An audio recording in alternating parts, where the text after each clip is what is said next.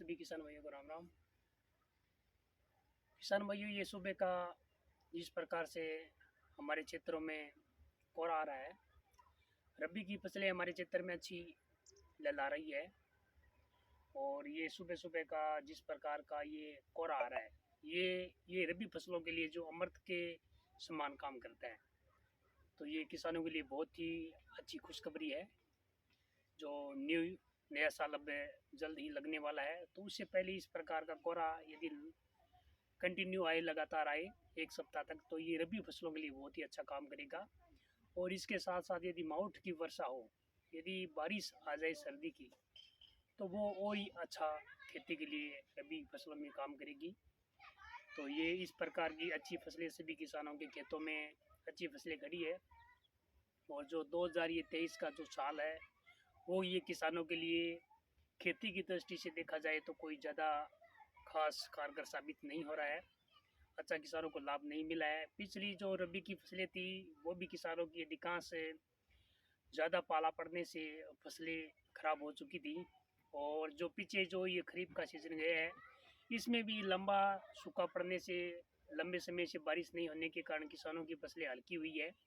लेकिन हम अब यही उम्मीद करते हैं, इस वर्ष से प्रार्थना करते हैं कि ये जो 2024 का साल होगा, ये किसानों के लिए बहुत ही अच्छा साबित होगा। किसानों के लिए आर्थिक दृष्टि से बहुत ही अच्छा और मजबूत साल है।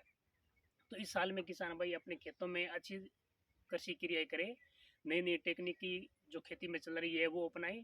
और फर्टिलाइज़र जो भी अपने खेत में काम में ले रहे हैं, पेस्टिसाइड, इंसेक्टिसाइड, उस पर पूरा विशेष तौर से ध्यान रखें।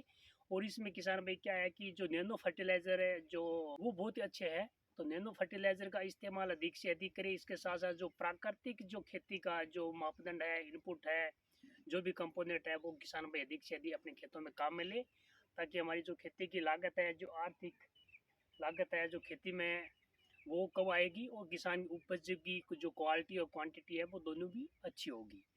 तो मैं तो सभी किसान भाइयों से, न्यू ईयर जल्दी ही लगने वाला है, उससे पहले यही प्रार्थना करता हूँ कि अपनी खेती पे विशेष तौर से फोकस दे, खेती में समय दे। और जो निराई गुड़ाई का जो समय चल रहा है, तो इसमें किसान भाई विशेष तौर से अपना पूरा पूरा समय देवे, ताकि समय पर यदि किसान भाई खरपतवार निकाल लेवे, खेत की निराई गुड़ाई कर लेवे, तो उसके साथ साथ किसान भी अपने खेत में जो भी रोग कीट आ रहे हैं उसका सुबह शाम निरीक्षण करे। और निरीक्षण करने के पश्चात किसान भाई पहचान करे कौन सा रोग है। यदि समझ में नहीं आ रहा है, पहचान नहीं हो रही है, तो अपने क्षेत्र के जो भी कृषि विभाग के अधिकारी है, कर्मचारी है, कृषि विशेषज्ञ है, कृषि विज्ञान केंद्र है, तो उनसे किसान भाई वहाँ पे चर्चा मशवरा करके ही रोग कीटों का नियंत्रण करे। अपने हिसाब से किसी भी प्रकार का किसान भाई कीटनाशक अपने खेतों में नहीं डाले। कई बार क्या होता है कि अपने रोग है, हम कीट के नियंत्रण के लिए दवाई डाल रहे हैं, कहीं कीट है हम रोग के लिए डाल रहे हैं।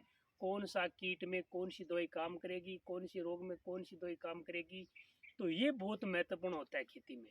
यदि हम इस समय को चूक जाते हैं, फिर हम 7 दिन वेट करते, एक सप्ताह तक हमें रिजल्ट नहीं मिलता है, फिर हमें पुनः भागते हैं कि हमारे रोग कीट का नियंत्रण नहीं हुआ है। तो आप विशेष तौर से ध्यान रखें कि रोग कीट की पहचान सुनिश्चित होने के पश्चात, कृषि विशेषज्ञों के राय होने के पश्चात ही अपने खेतों में रोग कीटों का नियंत्रण करें। तो खेती किसान के लिए बहुत ही महत्वपूर्ण है, समय किसान के लिए बहुत ही महत्वपूर्ण है। यदि किसान समय की पहचान करना सीख लिया, वो किसान असली किसान होगा, उसकी उपज भी अच्छी आएगी।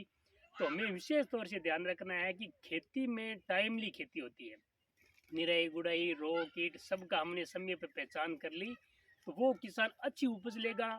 और अच्छी मार्केट में समय पर यदि मार्केट में बेचेगा तो अच्छी उपज आएगी, अच्छी क्वालिटी की उपज आएगी, अच्छे भाव मिलेंगे, अच्छे दाम मिलेंगे, तो किसान खुशहाल होगा, तो हमारा देश खुशहाल होगा। तो सभी किसान भाइयों को पुनः एक बार मोगली मोगली राम राम।